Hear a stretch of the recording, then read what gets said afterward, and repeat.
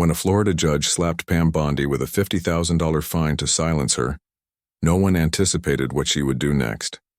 But in mere moments after entering the courtroom, she turned the tables completely and left everyone in disbelief. This wasn't the type of case Pam Bondi had ever imagined finding herself in. Not after stepping out of the legal limelight years ago, not after everything she'd experienced.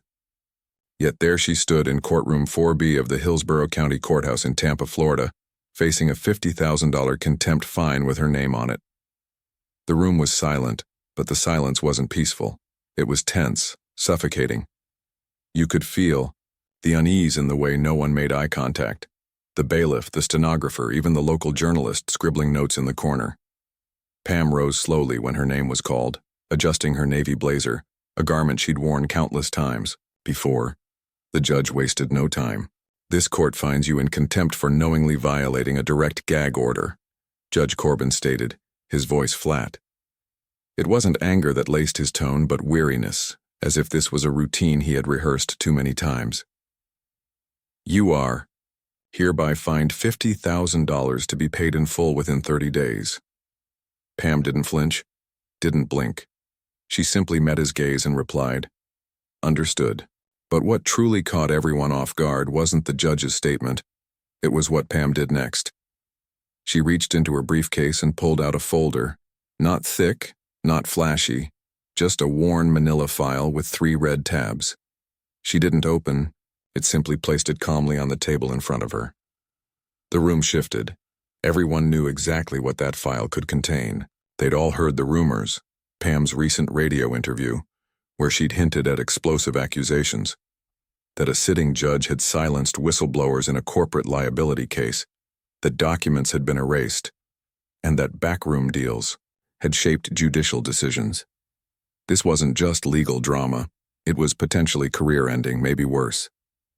Pam hadn't named anyone, but her insinuations had been pointed enough to make the judge feel the sting and react. And now, here she was, holding a file that could expose everything. Judge Corbin raised an eyebrow. "Miss Bondi, do you have something you wish to submit to the court?" "I do," she answered plainly. "But only if you're prepared to hear the full context." Her voice was steady, calm, and firm. For the first time, the judge hesitated. He glanced at the clerk, then at Pam, and finally at the file. "You may proceed," he said, his voice less certain now. Pam opened the folder with care, almost reverently, as though the contents inside were sacred. The first document was an email from 6 months earlier, a conversation between a junior clerk and a private attorney, flagged with the words, "Client request denied." The content was dry, almost unremarkable, until you read between the lines. The next item was a deposition from a court interpreter who'd been quietly dismissed after raising questions about testimony that had vanished from the records. Finally, there was a notarized affidavit signed by a former assistant to Judge Corbin, stating that they had been instructed to withhold a file from evidence in a major civil lawsuit involving a local hospital. Pam laid each document on the table, one by one. "I never broke the gag order," she said. "I didn't discuss the case directly, but I did talk about what I saw and what I still see happening behind closed doors. The public has a right to know when the law is being bent to serve the powerful." The courtroom was dead silent. You could hear the second hand on the clock ticking. Judge Corbin didn't say a word. He just leaned back in his chair, his face unreadable. And just like that, everything changed. Before we dive into what Pam uncovered and how deep the corruption ran, it's important to understand the moment that led her here. 6 months earlier, no one was threatening Pam Bondi with fines. She was enjoying a quiet morning, sipping coffee on her back porch in Clearwater Beach, watching the sun rise over the water. Semi-retired, consulting part-time, making occasional public appearances. She had stepped away from the fray, or so she thought. Then the first call came. It was from Leah Holcomb, a former colleague from her days in the state attorney's office. They hadn't spoken in over a year, maybe longer, but the tone in Leah's voice wasn't casual. "Pam, I need you to listen to something," Leah said. What she sent wasn't long, just under a minute of muffled audio recorded from a phone. You could hear two voices arguing about a sealed court document. One voice belonged to a man, the other sounded terrified.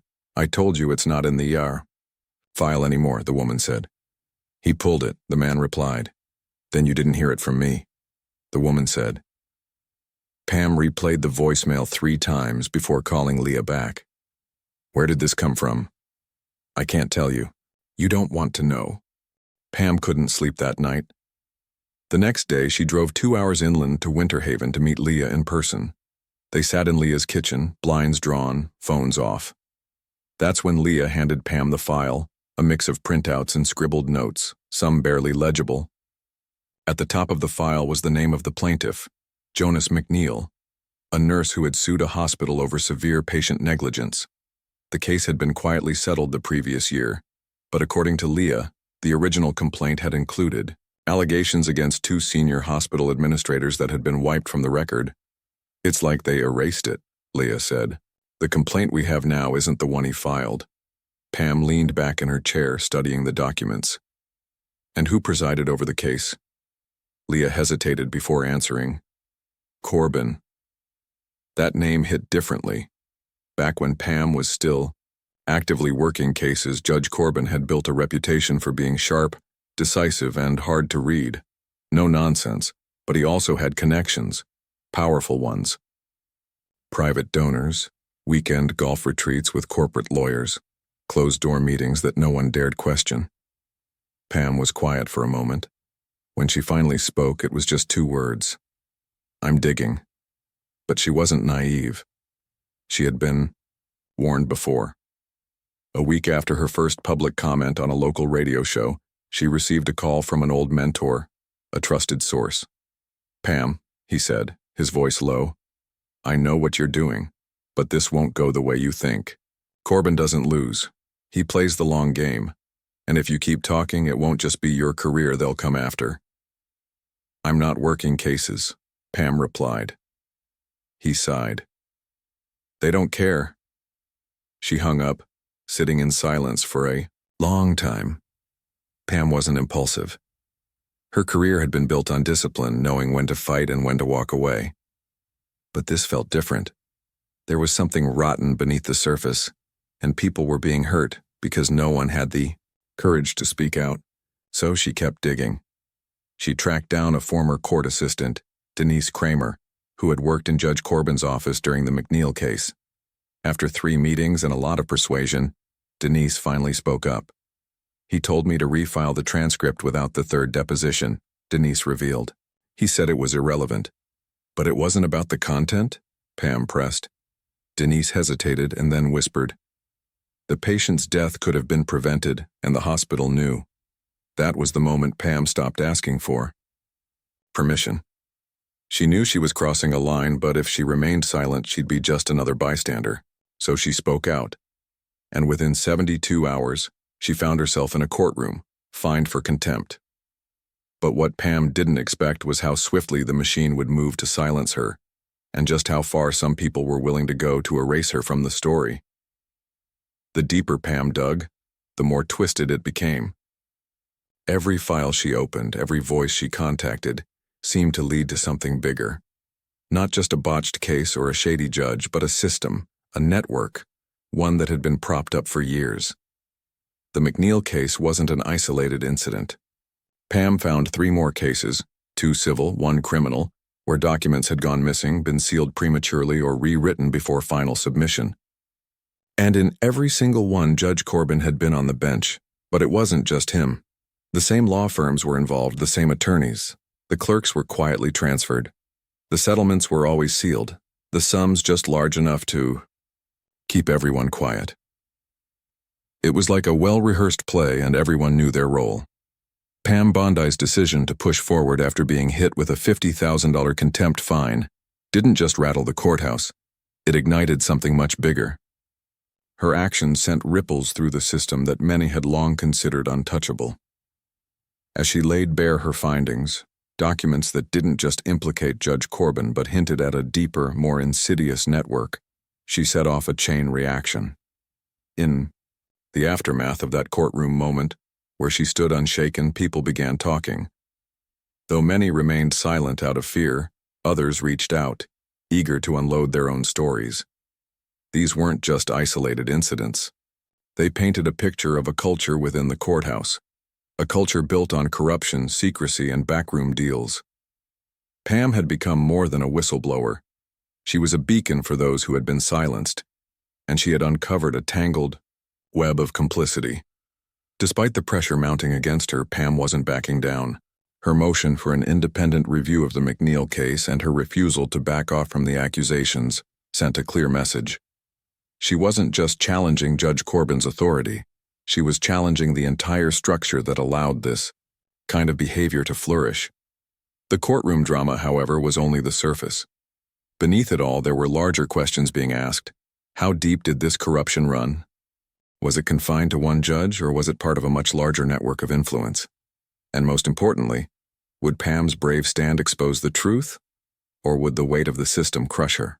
Pam's return to the courtroom wasn't just about contesting a fine. It was a battle for something far more significant: justice. But standing against the system meant Pam had to prepare for the consequences that were already beginning to take shape.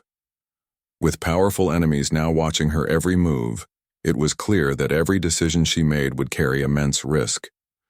Her resolve was unwavering, but she knew the path ahead wouldn't be easy. The next steps would require her to navigate even more treacherous waters, as the forces she had started to uncover were bound to retaliate. The stakes were high, and Pam was about to discover whether the truth could ever truly prevail against such overwhelming power. As the days passed, the pressure didn't just remain on Pam. It spread across the legal community, trickling down to those who had silently supported Judge Corbin's reign of influence.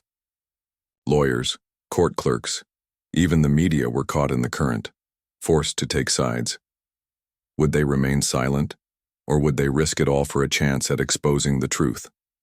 For Pam, there was no turning back now. What started as an attempt to help a single individual, a nurse whose patient's death had been concealed, had evolved into something much larger. She was no longer just a former prosecutor taking on a corrupt judge. She was a symbol of resistance, a voice for those who had no platform to speak up. As the wheels of justice continued to turn, Pam knew one thing for sure. This was no longer just about the McNeil case. This was about exposing the dark heart of a system that had protected its own for far too long.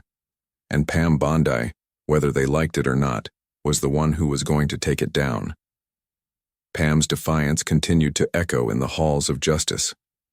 With each step, each press conference, and each quietly placed document, she added another layer to her growing reputation, not just as a former prosecutor, but as a tireless advocate for the truth. The path she had taken was filled with obstacles, but the cracks in the system were starting to widen. Her refusal to back down, even in the face of mounting pressure, was shaking the very foundation of the institutions that had once been untouchable. The media coverage may have waned, but the ripple effect was undeniable. Pam's actions, her unwavering commitment to holding power accountable, had sparked something far greater than a single case. She had reignited a fire in people who had long been silenced, creating an undercurrent of resistance among those who knew the system's flaws firsthand. The message was clear. When enough people speak out, when enough pieces of the puzzle fall into place, change becomes inevitable. But even with the external pressure mounting, JQC investigations, public support, and growing public awareness, Pam knew that true accountability wasn't going to be an easy win. The real battle wasn't won in a courtroom or in the media. It was won in the quiet moments when people like Denise, Jonas, and the unnamed juror came forward, speaking their truth. At great personal risk, they were the ones that turned the tide, not because they wanted fame, but because they were tired of the silence that allowed corruption to thrive. Pam had long believed that the law, with all its faults, was a pillar of order. But what she now understood was that the law was only as strong as the people behind it. And when those people chose silence, they became complicit in enabling the very systems they were supposed to challenge. Her understanding of justice had evolved from a simple belief in the law's power to a deeper understanding of its fragility, how easily it could be manipulated when those sworn to uphold it were afraid to question its flaws. The quiet note from the juror was a powerful reminder that Pam's fight was not in vain. The case she had so boldly pursued wasn't just about one judge, one case, or one court. It was about the system itself. The people who had quietly stood by and watched were no longer willing to stay silent. Her stand had reminded them that, even in the face of tremendous odds, they had a voice, and that voice, if unified, could change everything. Pam's victory wasn't public, it wasn't dramatic, and it wasn't celebrated in the way most people would expect. But it was real. The truth had won, not in the headlines, but in the quiet ways it began to shift the attitudes and actions of those who had witnessed the injustice. The battle for integrity was far from over, but the seed had been planted. And with every person who chose to step forward and speak, the momentum would only grow. In the end, Pam realized that the price of standing up for the truth had been steep, but the lesson it taught was invaluable. It wasn't about winning in the traditional sense. It was about holding on to what was right even when the cost seemed too high. And as Pam moved forward, she knew that the real legacy of her fight wasn't in the outcomes of the cases she had touched, but in the reminder that one voice, one person could indeed make a difference. Even when no one wanted to hear it. Even when they tried to silence it. And that above all was a truth worth fighting for.